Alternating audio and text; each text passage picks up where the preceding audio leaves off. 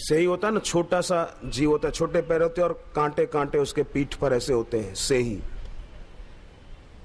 और एक सांप था।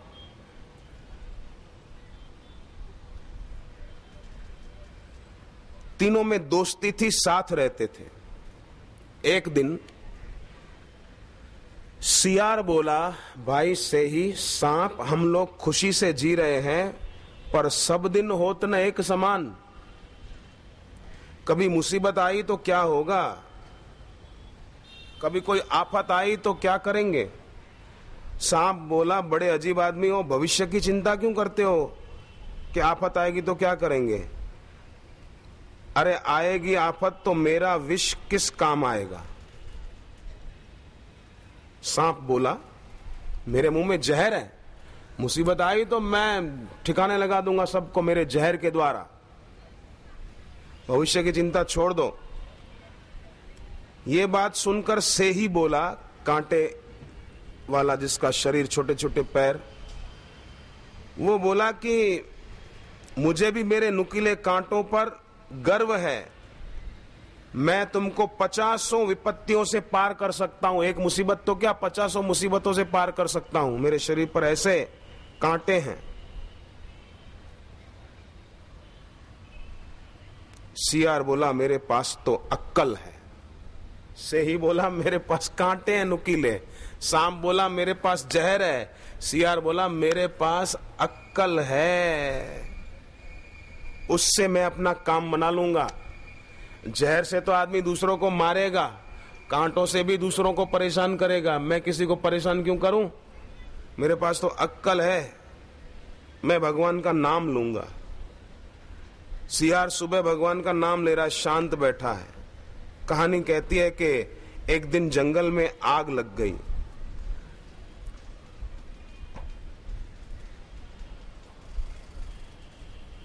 आग लगी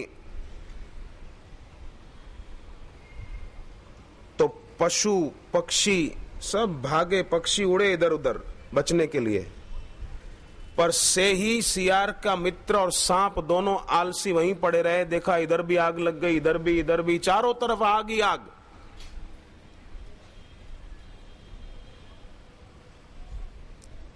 सियार बोला था कि मेरे पास अक्कल है, उसने युक्ति की और अपने मित्र सांप और सेही को बाहर ले आया। सांप तो बेचारा ऐसा हो गया था मानो छोटी पतली रस्सी, ऐसा हो गया था। और सेही बेचारा गेंद की तरह हो गया था।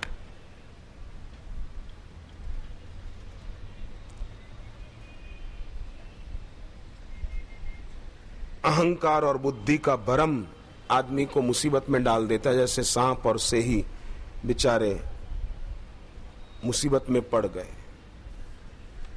इसलिए आकांक्षा भी न हो तो अहंकार भी न हो।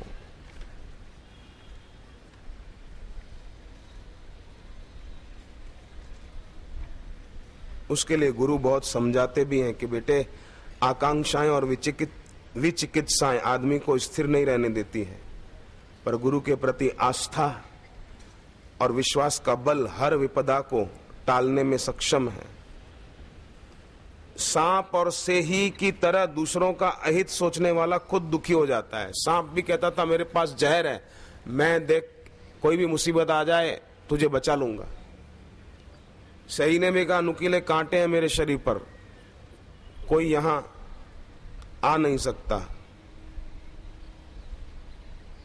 परंतु जो संसार में सद्गुरु का, इष्ट का सहारा छोड़कर दूसरों से सहारा लेते और दूसरों का अहित सोचते हैं, वे जीवन में दुख पाते ही पाते हैं।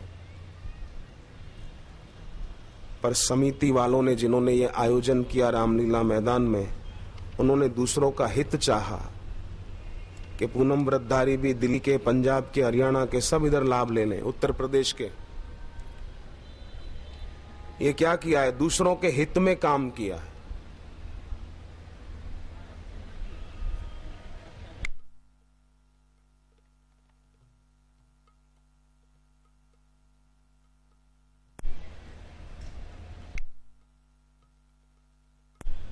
4 जुलाई को रविवार और सप्तमी का योग है। 12 दिसंबर को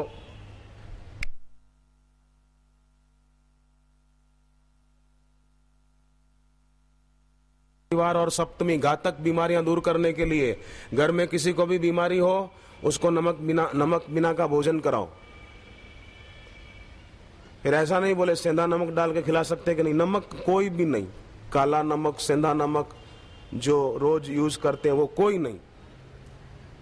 4 जुलाई 28 नवंबर 12 दिसंबर रविवार और सप्तमी के योग की तारीखें बताई हैं। घातक बीमारियां दूर हो जाएगी। तिल के तेल का दिया बना के सूर्य को दिखाना, जलाकर सूर्य को अर्घ्य देना, ठीक तरह से मंत्र बोलकर। मंत्र बताता हूं मैं सूर्य को। ये रविवार और सप्तमी के योग में सूर्य को जल देते समय, पूजा करते समय बोलना। जपा कुसुम संकाशम, जपा कुसुम संकाशम, जपा कुसुम संकाशम, जपा कुसुम संकाशम, काश्यपेयम महाद्युतिम, काश्यपेयम महाद्युतिम, तमोरिम सर्व पापघ्नम, तमोरिम सर्व पापघ्नम, प्रणतोस्मि दिवाकरम, प्रणतोस्मि दिवाकरम। ये सूर्य को जल देते समय बोले। फिर दूसरे ओम सूर्याय नमः, ओम अर्काय नमः, ओम खगाय नमः, ये सब बाल संस्कार आरोग्य निधि में लिखे हुए हैं।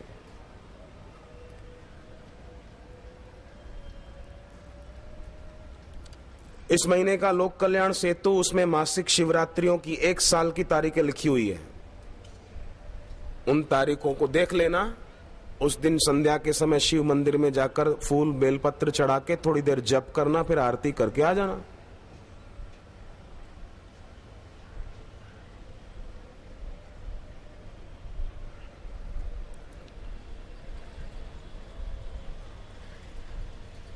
जीवन में विनाशकारी परिस्थितियां जो आती है ना, उसका कारण ममता है।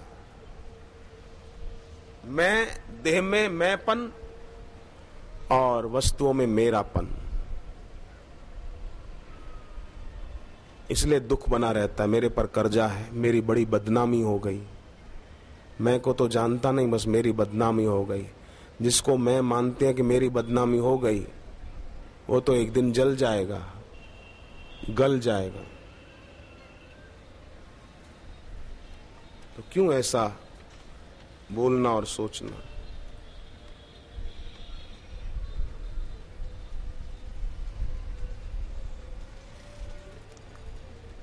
शिक्षक से बच्चे ने पूछा, साहब पांडव किसके बेटे थे? शिक्षक ने कहा, इतना तेरे को पता नहीं? नहीं, जा लाइब्रेरी में से रामायण लेके अभी तुझे पढ़ के सुनाता हूं।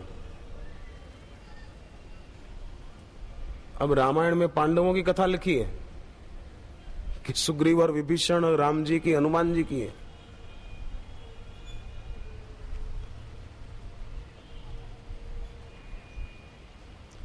शिक्षक से बच्चे ने पूछा, सर आई एम गोइंग का अर्थ क्या होता है?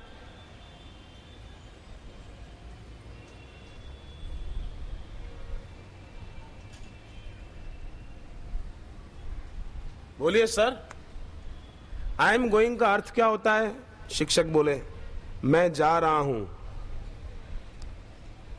अरे साहब, आई एम गोइंग का अर्थ तो बताते जाइए ना। मैं जा रहा हूं। अरे साहब, भले बाद में जाना, पर मेरे सवाल का जवाब तो दो। आई एम गोइंग का अर्थ क्या होता है? मैं जा रहा हूं। साहब कमाल करते हो, आप कहते हो मैं जा रहा हूं, तो मेरे सवाल का जवाब कौन देगा? आई एम गोइंग का अर्थ क्या है? मैं जा रहा हूं।